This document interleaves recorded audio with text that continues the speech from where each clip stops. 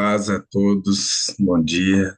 Para mim é um motivo de muita honra, muita alegria estar aqui novamente, juntamente com cada um dos irmãos. Amém. Eu quero agradecer a Deus por essa oportunidade, né? Porque se não fosse por Ele, eu não estaria aqui. Tudo é É, por Ele, para Ele, né? Para Ele são todas as coisas. Tudo que nós é, fazemos, tudo aquilo que nós sentimos, tudo aquilo que nós falamos, é porque Deus nos permite, nós fazemos para Ele, nós fazemos por causa dele. amém. Então, se nós estamos aqui hoje, foi porque Deus nos deu essa oportunidade de estarmos aqui. E eu sou Amém. grato a Deus por isso, agradeço a vida do irmão Sidney, da irmã Cris, que tem sido aí uma bênção na nossa vida, tem confiado no nosso chamado, no Glória a nosso Deus. ministério, e que Deus possa honrar cada vez mais esse ministério, né? E sem mais demoras, eu quero começar esse período falando sobre algo que faz parte de nossa vida como cristão, algo que nos mantém de pé, que nos mantém firmes, que hoje não se vê muito.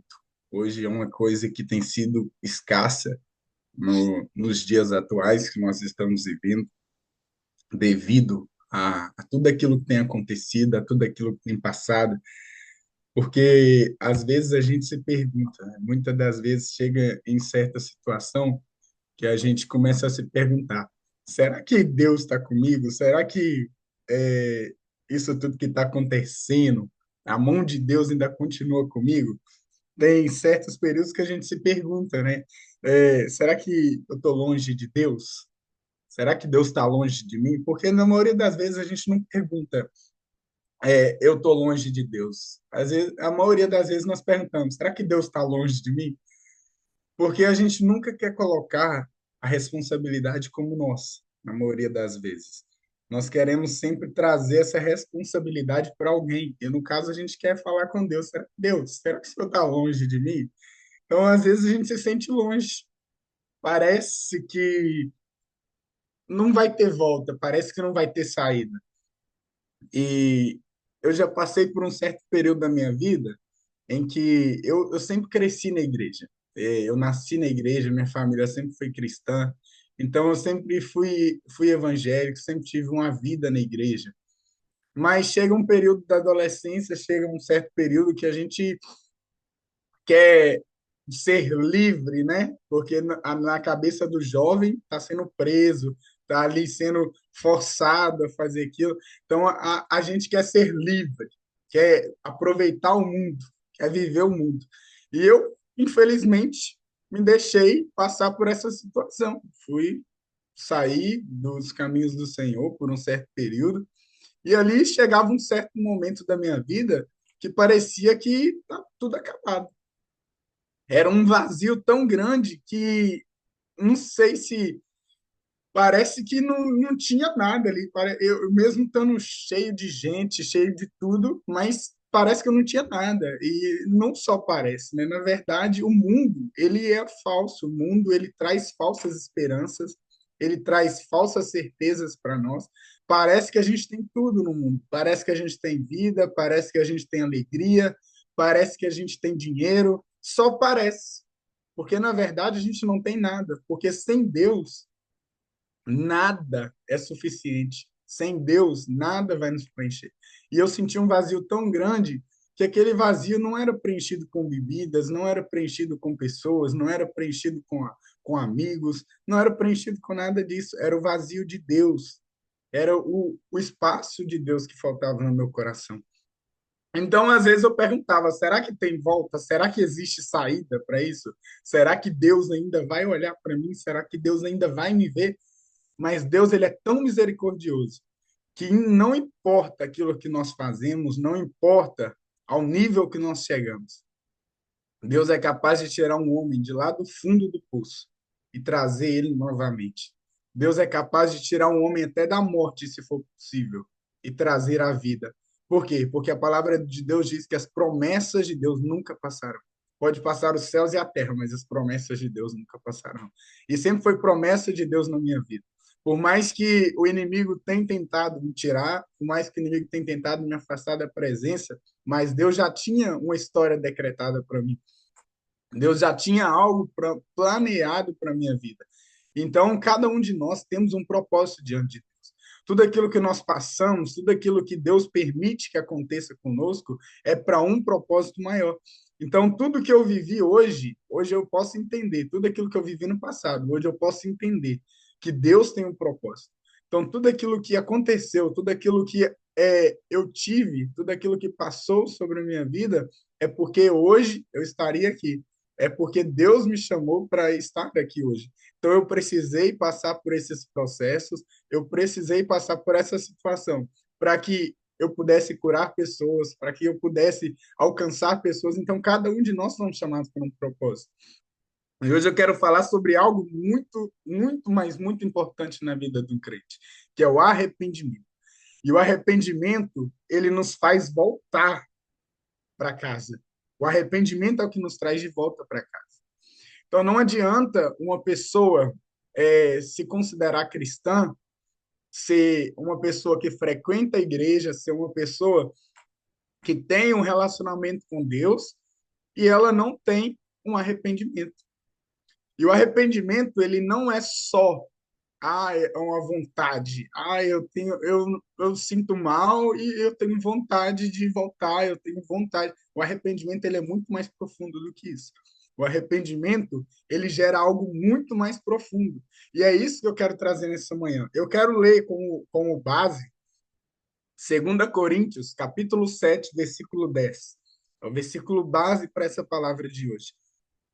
2 Coríntios, capítulo 7, versículo 10, que diz assim: a tristeza, segundo Deus, produz arrependimento para a salvação, que a ninguém traz pesar, mas a tristeza do mundo produz morte. Então, aqui, a primeira parte do versículo diz assim: a tristeza, segundo Deus, produz arrependimento para a salvação, que a ninguém traz pesar. Esse primeiro ponto está dizendo aqui, a tristeza segundo Deus. Então, quer dizer, às vezes Deus permite que nós venhamos passar por tristeza. E sabe por que que Deus permite que aconteça momentos de tristeza sobre a nossa vida? Para que aconteça isso aqui, ó. A tristeza segundo Deus produz arrependimento para a salvação, que a ninguém traz pesar. Então, a tristeza de Deus, ela não traz pesar. Ela não traz consequências ruins. A tristeza diante de Deus, ela nos leva a se voltar para Deus, a um arrependimento para a salvação. Então, quando acontece algo na nossa vida, muitas das vezes nós chegamos a questionar Deus: será que Deus está fazendo isso comigo? Será que. Mas tudo aquilo que acontece é para que nós possamos nos voltar para Deus. É para que nós possamos reconhecer a soberania de Deus, possamos reconhecer que sem Ele nós não conseguimos, sem Ele nós não somos capazes. E aí nós vamos ao arrependimento. Nós reconhecemos o nosso erro, nós reconhecemos a nossa falha, nós reconhecemos onde nós erramos, onde nós fomos infiéis, e nós se voltamos para Deus, nós nos voltamos para Ele. Então, o arrependimento segundo Deus, a tristeza segundo Deus produz arrependimento para a salvação. Então, o arrependimento não é só algo atual, mas é para a salvação. O arrependimento ele gera salvação. Ele traz salvação, ele traz restauração, que ninguém traz pesar. Então ele não traz pesar, não traz dor. O arrependimento de Deus ele serve para a salvação. A tristeza ele serve para o arrependimento de salvação. Mas a tristeza do mundo produz morte. E é um ponto que eu quero entrar agora. Há uma diferença entre arrependimento e remorso. A Bíblia ela vai trazer a palavra arrependimento como metanoia. Tá? Arrependimento, segundo a Bíblia, ela significa mudança de mente, direção e atitude. Tá? Ela leva à confissão, ao perdão de Deus e a uma nova vida. Então, esse é o arrependimento da Bíblia. Ele é uma mudança de pensamento e atitude diante de um erro, com desejo sincero de corrigir ou mudar de comportamento. Então, não é só uma vontade, mas eu mudo o meu comportamento. Eu reconheço que algo está errado. Eu reconheço que não é Deus que está longe de mim, mas é eu que estou longe dele. É eu que me afastei dele, é eu que fiz algo que constrangeu a Deus, foi algo que foi contra os princípios de Deus, algo que foi contra a vontade, contra o projeto de Deus para minha vida. Então eu me arrependo de verdade. Eu me volto para Deus, eu tenho uma metanoia, acontece uma metanoia, uma mudança de mente, uma transformação de mentalidade. Então eu reconheço que eu preciso mudar. Eu reconheço que eu preciso fazer algo diferente. Porque se eu quero ter uma atitude, se eu quero ter uma resposta diferente, eu preciso ter uma atitude diferente. Aquele que tem medo do absurdo não vive o extraordinário. Aquele que tem medo das pessoas, aquele que tem medo da situação, ele nunca vai viver o extraordinário de Deus. Então, quando nós nos arrependemos de verdade, quando nós reconhecemos essa soberania de Deus, quando nós reconhecemos o nosso erro, aí sim, aí nós passamos a viver o projeto de Deus. Porque o arrependimento ele vem com atitude, com mudança, com comportamento. E o remorso? O remorso, ele é, segundo o dicionário, é um sentimento de culpa ou angústia por algo errado que se fez, acompanhado de sofrimento ou pesar. Tá? Geralmente não leva a mudança, mas sim a um sofrimento interior. O versículo em 2 Coríntios, capítulo 7, versículo 10, que nós lemos, ele vai dizer o quê? Que a tristeza, segundo Deus, produz arrependimento para a salvação e ela não traz pesar. Mas o remorso, ele traz pesar. O remorso, ele traz uma tristeza interior, ele traz uma tristeza que vai sendo remoída sempre, vai sempre tocando naquela, como uma ferida que você toca e ela machuca, ela está machucada, então ela dói. Então, o remorso ele é totalmente contrário ao arrependimento. Ele é totalmente diferente do arrependimento. O arrependimento ele gera salvação, ele gera ali uma transformação, mas o remorso ele traz ali um sofrimento interior. A pessoa fica remoendo aquilo, a pessoa fica sofrendo com aquilo. Então, aqui o arrependimento na Bíblia nós podemos ver Pedro. Pedro quando negou Jesus, Pedro quando negou Jesus, ele chorou amargamente, ele se arrependeu, ele se voltou para Deus, ele reconheceu ali que ele falhou, que ele errou, ele reconheceu e ele se voltou para Deus. Lá em Lucas, capítulo 22, versículos 61 e 62, e João 21, do 15 ao 19, vai trazer isso. Então, Pedro foi restaurado, foi transformado. O arrependimento de Pedro trouxe restauração, trouxe transformação para a vida de Pedro. Então, Pedro se tornou uma nova pessoa. Nós vemos que Pedro ali iniciou a igreja, foi através da vida dele, através da vida de Pedro. Deus usou Pedro, que Pedro trouxe almas para Cristo. A igreja começou a crescer, começou a se expandir. Então, Pedro foi alguém que foi o percussor da igreja na terra. Jesus Cristo usou Pedro. Através da vida de Pedro ali, a igreja começou a crescer, a igreja foi alcançada, as pessoas foram alcançadas. Então, Pedro teve um arrependimento verdadeiro. Houve ali um arrependimento.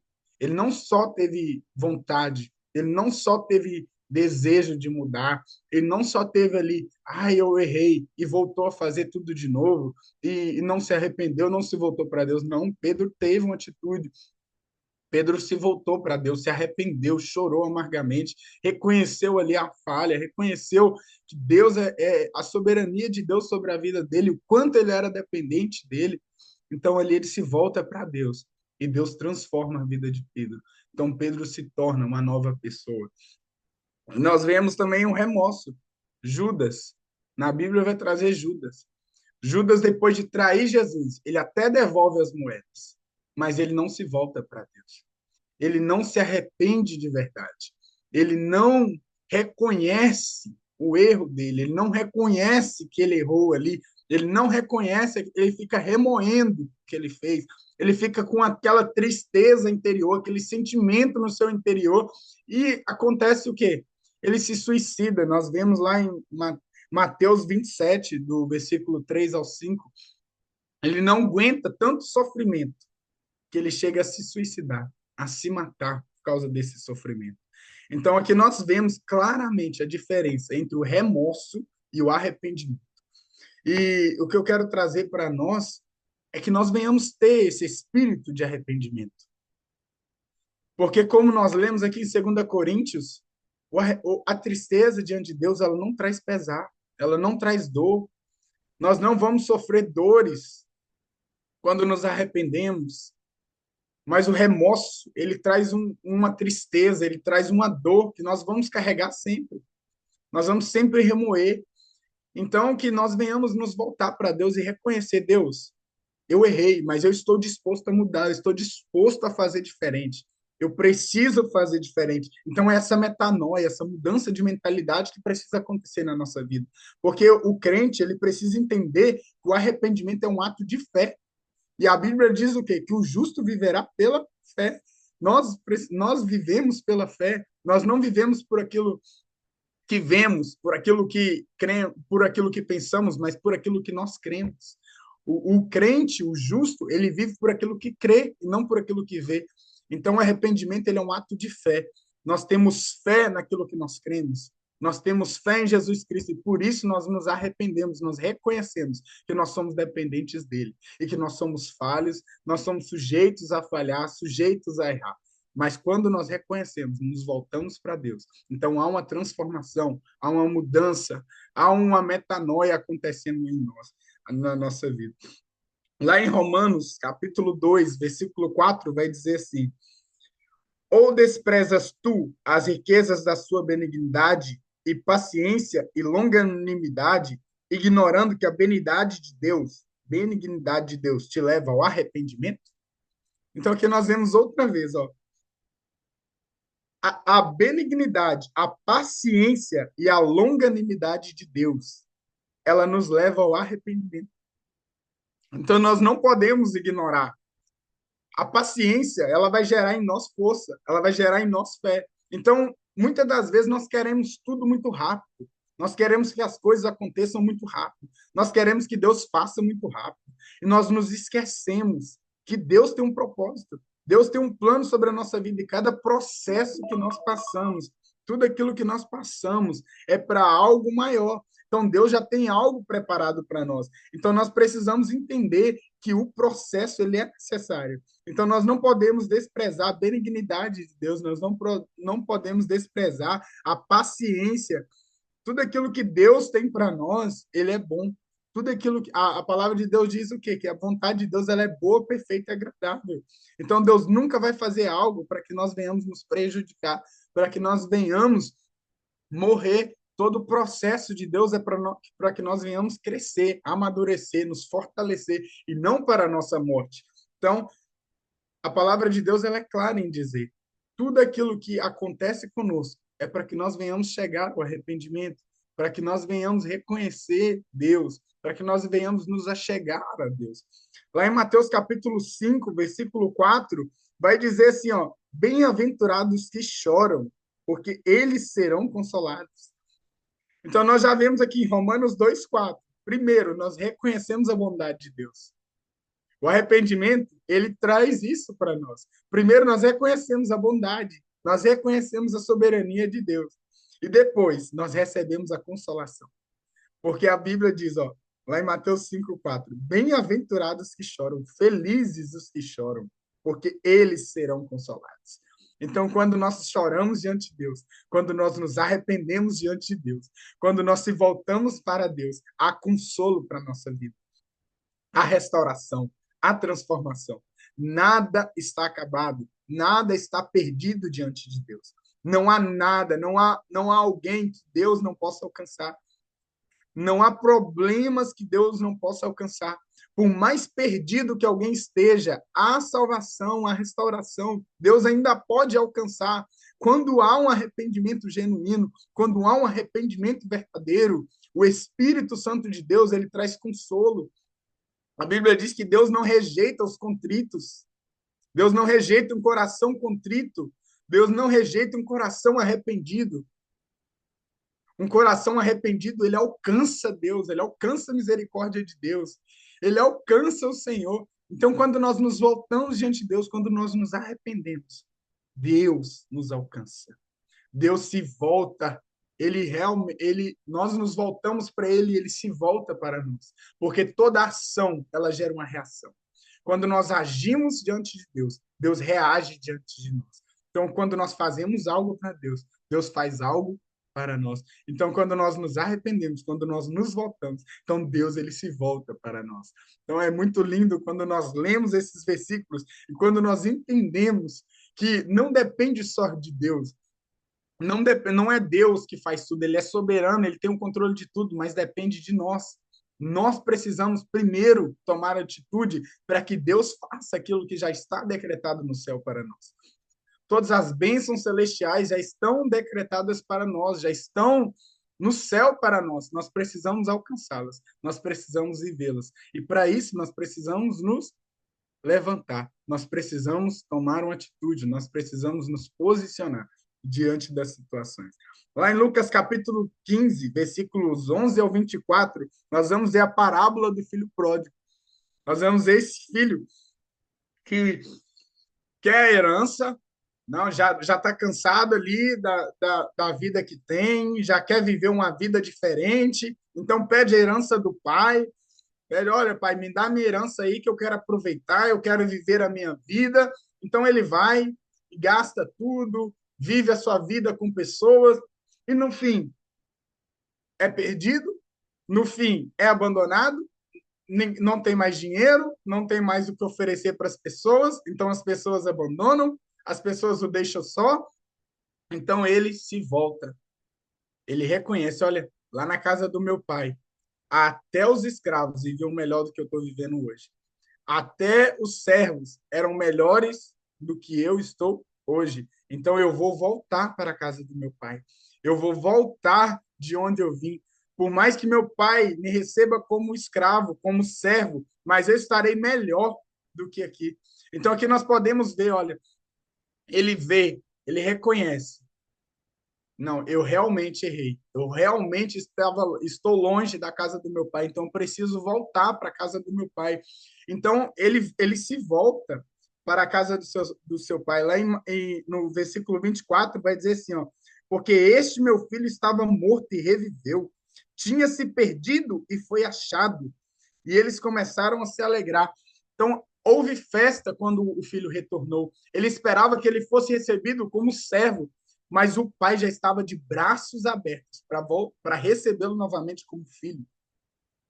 Havia um banquete preparado para ele, havia uma mesa preparada para ele. Por quê? Porque o pai ele nos recebe quando há um arrependimento, quando há algo dentro de nós.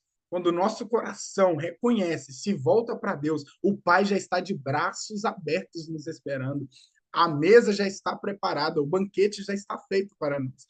Por quê? Porque o arrependimento ele move o coração de Deus, ele comove a Deus. Então Deus ele se volta para nós, ele muda a história, ele transforma vidas, ele transforma a história de alguém quando há um arrependimento, quando há um arrependimento genuíno, quando há uma verdade em nós. Porque a palavra de Deus diz que ele está em busca dos verdadeiros adoradores, que o adorem em espírito e em verdade. Então, quando há verdade em nós, quando há verdade no nosso arrependimento, então há realmente uma transformação, há realmente uma mudança. Então, Deus, ele realmente quer de nós que nós tenhamos esse arrependimento verdadeiro.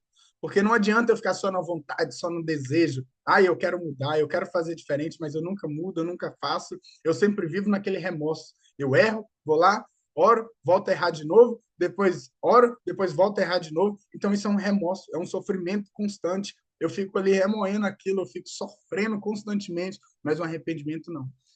Aquele que arrepende e deixa, alcança misericórdia. Então, o arrependimento, ele traz misericórdia, ele traz paz, ele traz alegria, ele traz transformação, ele traz a mão de Deus sobre a nossa vida, sobre a nossa casa, sobre a nossa família. Então, quando nós nos voltamos para Deus, Deus faz. Lá em Salmo 51, eu acho que é um verso tão lindo em Salmos. É algo assim que mexe tanto comigo quando eu leio esse verso do Salmo 51. Então eu me sinto cada vez mais, Deus, me ensina a ter esse coração de arrependimento, me ensina a ter esse coração de Davi, Por isso que Davi é um homem segundo o coração de Deus. Davi não era perfeito. Davi teve vários erros, várias falhas, mas a diferença de Davi é que Davi se voltava para Deus, ele reconhecia as falhas dele. E por mais que seja uma leitura um pouco extensiva, mas eu quero ler esse verso 51, e diz assim, ó, tem misericórdia de mim, ó Deus, segundo a tua benignidade, apaga as minhas transgressões, segundo a multidão das tuas misericórdias. Lava-me completamente da minha iniquidade, e purifica-me do meu pecado, porque eu conheço as minhas transgressões, e o meu pecado está sempre diante de mim. Contra ti somente pequei, e fiz o que é mal à tua vista, para que sejas justificado quando falares, e puro quando julgares. Eis que em iniquidade fui formado, e em pecado me concebeu a minha mãe. Purifica-me com esopo, e ficarei puro. Lava-me, e ficarei mais branco do que a neve. Eis que amas a verdade no íntimo, e no oculto me fazes conhecer a sabedoria. Faze-me ouvir júbilo e alegria, para que gozem os ossos que tu quebraste. Cria em mim, ó Deus, um coração puro, e renova em mim um espírito reto. Esconde a tua face dos meus pecados e apaga todas as minhas iniquidades. Não me lances fora da tua presença e não retires de mim o teu Espírito Santo.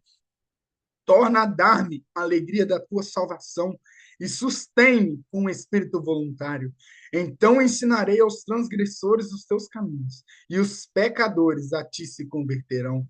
Livra-me dos crimes de sangue, ó Deus, Deus da minha salvação, e a minha língua louvará altamente a tua justiça.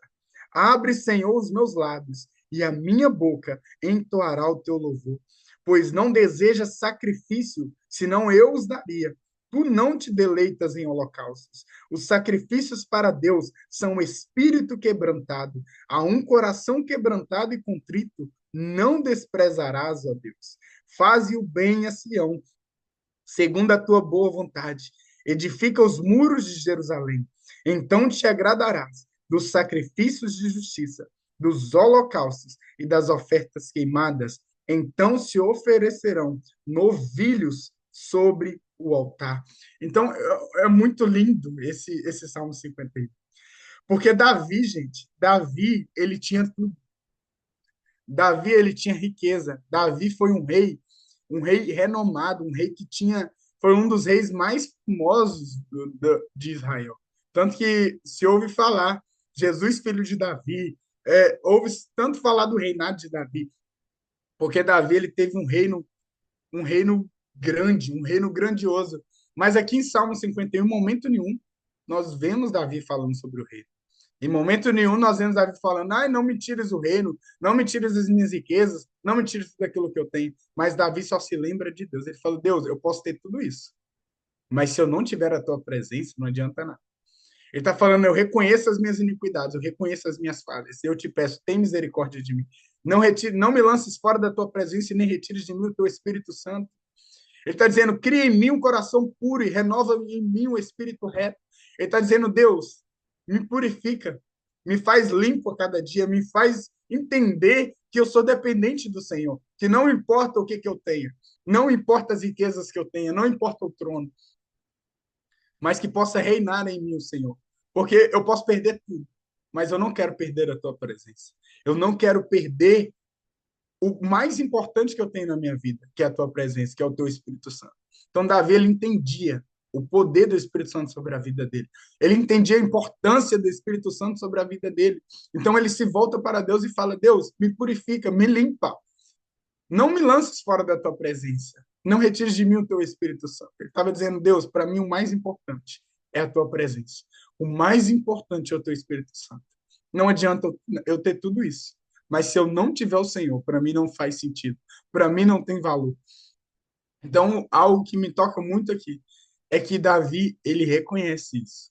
Davi, ele não se importa ali, naquele momento, com aquilo que ele tem, com o trono, com as coisas da terra, com as coisas exteriores, mas ele se preocupa com o mais importante, que é a presença de Deus. Ele reconhece a falha dele.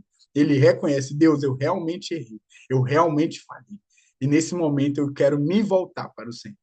Eu quero me voltar para o Senhor. Eu quero que o Senhor não me lances fora da tua presença. Não me abandones nesse momento, Deus. Eu preciso de ti. Eu preciso do Senhor. Porque só o Senhor pode me purificar. Só o Senhor pode me limpar. Só o Senhor pode apagar as minhas transgressões. Porque ele fala: olha, eu já fui gerado em pecado.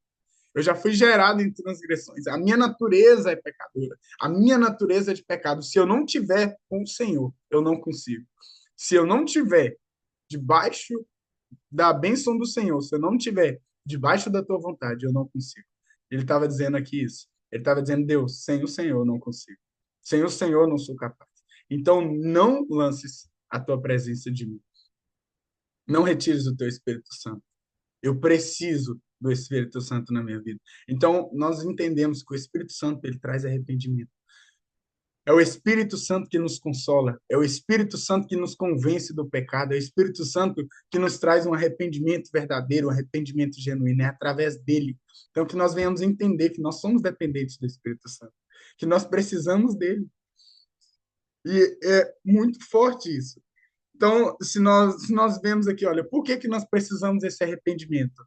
Lá em Romanos, capítulo 3, versículo 23, ele vai dizer: porque todos pecaram e destituídos estão da glória de Deus. Primeiro, é porque a sentença para nós era de morte. Nós, com a nossa natureza de pecado, nós estávamos destinados à morte. Nós estávamos destinados à condenação do pecado. E a condenação do pecado é o quê? É a morte. Então, esse era o nosso destino. Lá em Isaías 59:2, vai dizer assim, ó: mas as vossas iniquidades fazem separação entre vós e o vosso Deus, e os vossos pecados encobrem o seu rosto de vós, para que não vos ouça. Então, o pecado também nos afasta de Deus. O pecado traz separação entre o homem e Deus. E em Atos 3:19, nós vemos: arrependei-vos, pois, e convertei-vos, para que sejam apagados os vossos pecados, e para que venham assim os tempos do refrigério pela presença do Senhor. Então, por que nós devemos nos arrepender? Primeiro, porque todos nós pecamos e somos destinados à morte. Segundo, porque o pecado nos afasta de Deus. E terceiro, o arrependimento restaura a nossa comunhão com Deus. Então, é através do arrependimento que essa comunhão é restaurada. Aquela sentença de morte que o pecado nos traz, aquele destino de morte que o pecado nos traz, aquela condenação que o pecado nos traz, que nos afasta de Deus, que nos faz estar longe de Deus, que nos faz não ouvirmos a voz de Deus quando nós nos arrependemos. Aí a comunhão é restaurada. Aquela comunhão que foi perdida no jardim do Éden, aquela comunhão que foi perdida pelo pecado, nós temos hoje essa liberdade. Nós temos hoje essa bênção, esse presente de restaurarmos essa comunhão. E como que nós restauramos essa comunhão? É isso que nós estamos falando hoje, através do arrependimento.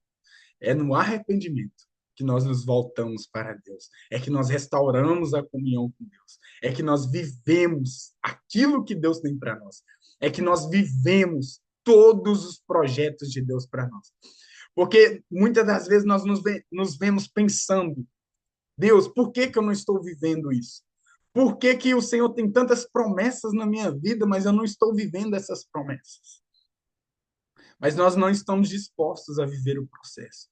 Nós não estamos dispostos a viver a bondade de Deus sobre a nossa vida. Nós não estamos dispostos a reconhecer, muitas das vezes, a soberania de Deus, a entender: Deus, se possível, passe de mim esse cálice, mas todavia seja feita a tua vontade. Todavia, Deus, independente da minha vontade, independente daquilo que eu quero, mas que seja feita a tua vontade. Então, nós precisamos entender, nós precisamos reconhecer que a vontade de Deus, ela deve prevalecer sobre as nossas vidas. Ela deve ser soberana, porque Deus é soberano. Então, Deus, ele tem o melhor para nós. Ele tem o melhor. Aquilo que olhos não viram, ouvidos não ouviram, é o que Deus tem preparado para mim e para você. É o que Deus tem preparado para nós. Então, isso é muito mais além, é muito mais profundo do que nós pensamos, do que nós imaginamos. O que Deus tem vai muito além do que eu e você temos, do que eu e você queremos. Então, nós precisamos alinhar a vontade de Deus à nossa vontade. E o que que acontece, para finalizar? O que que acontece quando nós nos arrependemos? Primeiro, há um perdão imediato e completo sobre a nossa vida. Isso lá em 1 João, capítulo 1, versículo 9.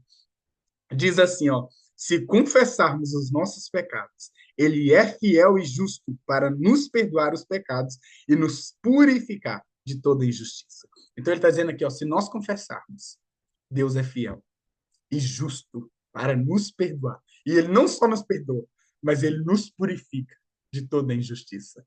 Então há um perdão imediato e completo de Deus sobre as nossas vidas. O arrependimento ele gera um perdão imediato e completo. E ele também gera uma transformação. Nós vemos isso lá em Ezequiel, capítulo 36, versículo 26. Ezequiel 36, 26. E dar-vos-ei um coração novo, e porei dentro de vós um espírito novo, e tirarei da vossa carne o coração de pedra, e vos darei um coração de carne. Então aqui nós vemos, olha, Deus não só perdoa, mas ele transforma o homem. Ele pega aquele coração de pecado, aquele coração de pedra e transforma em um coração novo, em um coração de carne. Então o arrependimento ele traz transformação, ele traz mudança, ele traz algo novo sobre a nossa vida. E em Salmo 51, verso 12, torna a dar-me a alegria da tua salvação e sustém-me com o espírito voluntário. Então o arrependimento ele nos traz de volta a salvação. O arrependimento, ele nos traz de volta para Deus. Então, o arrependimento, por quê? O que, que o arrependimento nos traz? Primeiro, perdão imediato e completo. Segundo, transformação. E terceiro, nos voltamos para a salvação. Nos voltamos para Deus. Nos voltamos para o propósito. Nos alinhamos ao propósito de Deus. Lá nós vemos um exemplo tão claro na Bíblia, lá em Lucas capítulo 23, do versículo 39 ao 43. O ladrão ali que estava na cruz, do lado de Jesus. Há uma diferença muito grande, há uma diferença muito grande entre um ladrão e o outro. Um se arrepende.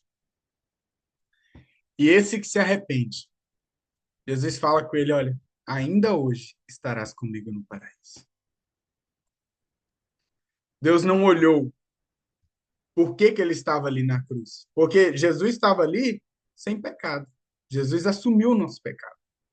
Jesus estava ali como inocente, mas aquele ladrão não. Ele merecia estar ali.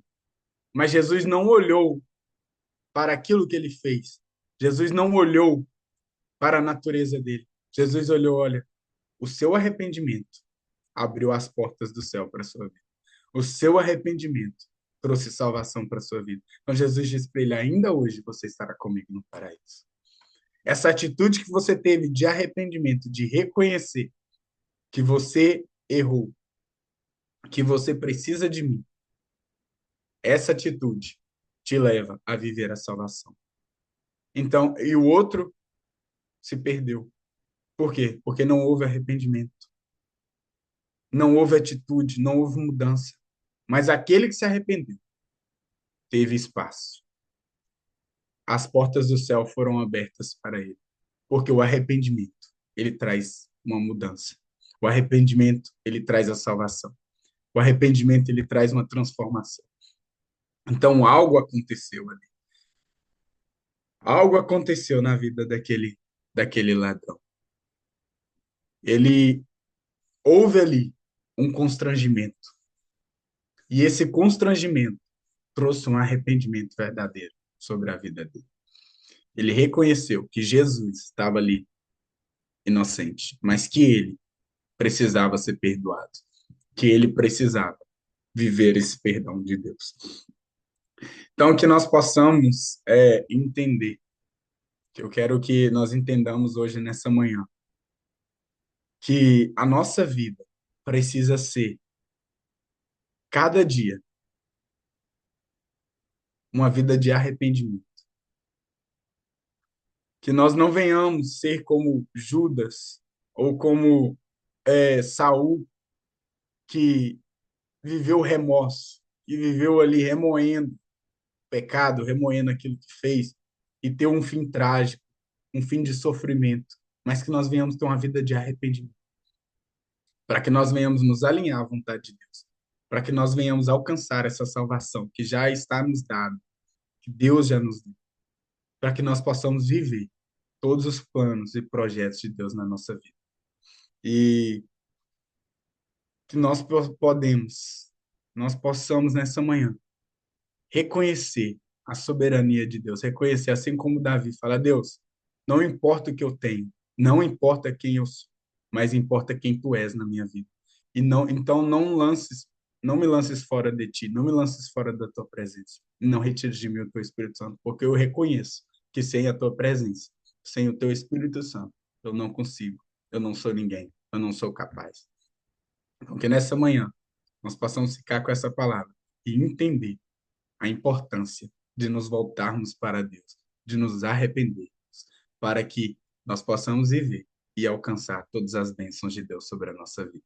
Eu quero só fazer uma oração para finalizar. Amém? Deus, obrigado, Senhor, por essa palavra. Obrigado, Deus, por tudo aquilo que o Senhor tem falado conosco nesta manhã. Deus, a tua palavra, ela tem poder, Deus, de penetrar, Deus, de causar divisão entre a nossa alma e o nosso espírito. A tua palavra é tão poderosa, Deus, que ela alcança o coração. Deus, e ela traz arrependimento, ela traz transformação, ela traz cura. A tua palavra cura, Deus, a tua palavra liberta, a tua palavra salva. Deus, e nesta manhã, Deus, nós te pedimos, nós te clamamos. Deus, coloque em nós esse coração de arrependimento, esse coração, Deus, de entendermos, Pai, que nós somos dependentes do Senhor. Deus, não nos dê, meu Pai, um coração de remorso. Deus, não nos deixa viver essa vida de remorso, Deus, remoendo o pecado, vivendo na prática do pecado, remoendo, Deus, e sofrendo pelo pecado. Mas que nós venhamos ter uma vida de arrependimento, que nós venhamos nos voltar para Ti, Deus, e reconhecer a Tua soberania em nós. Reconhecer, Deus, que a Tua vontade, ela é sempre boa, agradável e perfeita. A Sua vontade, Deus, é muito melhor do que a nossa. Deus, e tudo aquilo que nós vivemos é com um propósito, que nós venhamos a alinhar o nosso propósito ao teu propósito, que nós venhamos nos alinhar à nossa vontade, à tua vontade. Deus, obrigado, Deus, por esta manhã. Obrigado, Deus, porque independente de quem eu sou, o Senhor me usa, o Senhor, meu Pai, me chamou nesta manhã para trazer essa palavra. Deus, porque não é quem eu sou, mas é quem tu és. Deus, não é quem nós somos, mas é quem tu és. Deus, muito obrigado, Senhor. Muito obrigado, porque independente de quem eu sou, o Senhor me chamou, o Senhor me escolheu. Então, que o Senhor continue usando cada um de nós. Que nós venhamos, meu Pai, entender o nosso propósito para aquilo que nós fomos chamados. Deus, e que nós possamos viver tudo aquilo que o Senhor tem para nós. Obrigado, Deus, por essa palavra. Obrigado por esta manhã. Eu te louvo e te agradeço. Em nome de Jesus. Amém. Obrigado, irmão Sidney. Obrigado, Cris. Deus abençoe cada um de vocês. Amém.